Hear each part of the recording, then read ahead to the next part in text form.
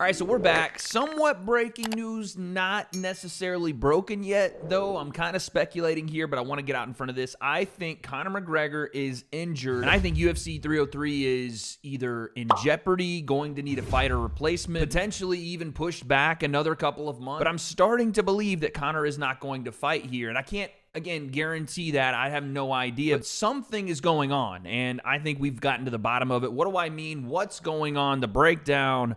Let's go. All right, so today's June 4th. By the time you're seeing this, probably June 5th. But yesterday, UFC was supposed to hold a press conference in Dublin. The first time Conor was going to be doing a press conference in Dublin. I think the first time the UFC was going to be doing a press conference in Dublin since 2015. There was like 10,000 people supposed to be at this thing. It was to announce and, build hype for Conor McGregor versus Michael Chandler. Main event in 25, as it sits right now, days on June 29th. Late on June 2nd, the day before the press is supposed to happen, the UFC puts out a press release and says this: the UFC 303 press conference scheduled for Monday, June 3rd in Dublin at the 3 Arena has been postponed until further notice. We sincerely apologize to all the fans who are planning to attend. We will have further information on a new date and time. We will share it immediately. Thank you. Now, again, on the surface of it, this is not a big deal, but the why is what we don't get in that press release. So speculation starts. Again, postpone means you potentially could reschedule this. But why would you do that 25 days away from the fight instead of just having one in Vegas during fight week? Like, this was meant to be something fun for the fans, but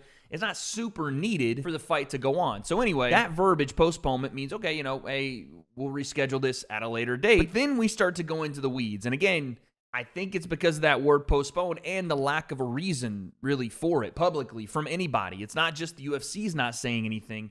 Michael Chandler is not saying anything. Conor McGregor is not saying anything. Dana White's not saying anything. Ariel Helwani, who is the voice of MMA, is reporting on it, and he's not even saying exactly why, except he kind of is. We'll get back to it in a second. Here's what Conor had to say. In consultation with the UFC, today's press conference was canceled due to a series of obstacles outside of our control. I apologize to my Irish fans and fans around the world for the inconvenience and appreciate your passion and support. I cannot wait to put on the greatest all-time show in the Octagon. Again, notice that there's really not anything there. It's so vague, not only for the reason, something outside of his and the UFC's control, but also no reference to June 29th, no reference for see you in a couple of weeks, or I can't wait to perform in Las Vegas on the 29th. Again, very vague and almost concerningly vague, because you're starting to see now a pattern of distancing from that date on the 29th. It's starting to show me that this is not just a press conference issue. This is a little bit more than that. Let's listen to Ariel Helwani describe what he knows at this point. And again, I know he's not saying everything he knows, but because he's a good journalist, I'm not a journalist. I have no sources, so we're going to play a little bit of speculation. Let's take a listen. Alcohol, this, that, like none of that is at play here. There is no salacious story. There is no, there's no great drama. There's no great theater. There's no story. There's nothing going to come out. There's no egg on anyone's face. Nothing of that sort. With regards to any sort of like out of athletic activities, if you get what I'm saying. I can also tell you with 100% certainty, because I'm seeing all the stuff here. I'm seeing all the theories and the people throwing out stuff. There's nothing regarding any sort of drug testing or anti-doping or anything like that. It is not that.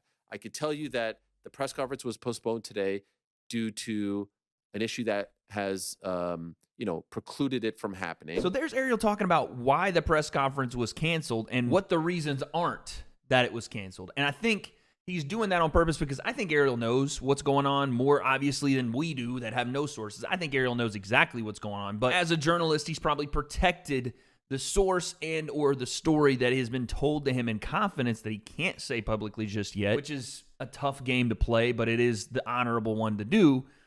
I don't have that issue because I don't have any sources in this. So again, I'm going to try to use context clues to figure out what is happening. And again, he's just talking about the press conference, but he said it's not alcohol related. There's no salacious story. This isn't drug testing related. This isn't Conor being late. This wasn't a scheduling issue. This wasn't any of those things. And you start to check stuff off the list. And again, maybe it was just a protest and they didn't feel it would be a good idea to have that many people in one area at one time. But again, we're starting to get into territory with things being as vague as they are that you're having to eliminate one by one. And when you eliminate drinking, partying, Conor just being late, some sort of drug testing issue. Michael Chandler was in. He was ready to go. Apparently, he was at the airport about to leave. Everybody was about to get ready, and then they cancel it abruptly. I have a feeling, and I am just, again, speculating, one of the only things left is that Conor is injured. And I know that's a little bit of a leap in logic from everything we're just talking about, but watch Ariel Helwani talk about all the things it's not, which we just heard. And then a couple of minutes later in this same episode of the MMA Hour, go right into Conor's history with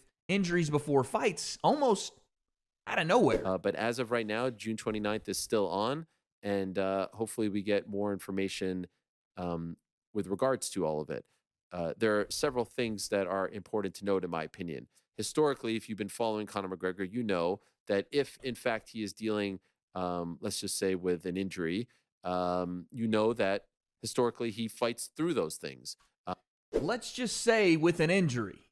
Again, no one prompted Ariel to bring up the injury. And yes, it can be one of the things that potentially is precluding this, and he's going to go through a list of other things, but the first thing that he mentions is, let's just say it's an injury, and let's go over Conor's history as to why this may not be a problem, or maybe it will be. I think that right there is pretty damn telling that Ariel went straight to that after 2 minutes ago telling you what it wasn't and not mentioning an injury. This is what I think's happened. Now, bear with me. He is right that Conor previously in his career, on the way to the top, got injured in camp and fought through it anyway. The Chad Mendes fight, like you mentioned, torn ACL, busted up knee, the whole thing. But once he got to the top and he started taking these big breaks in between fights, remember the Khabib fight, my foot was a balloon. He broke his foot, and then he still went out and fought.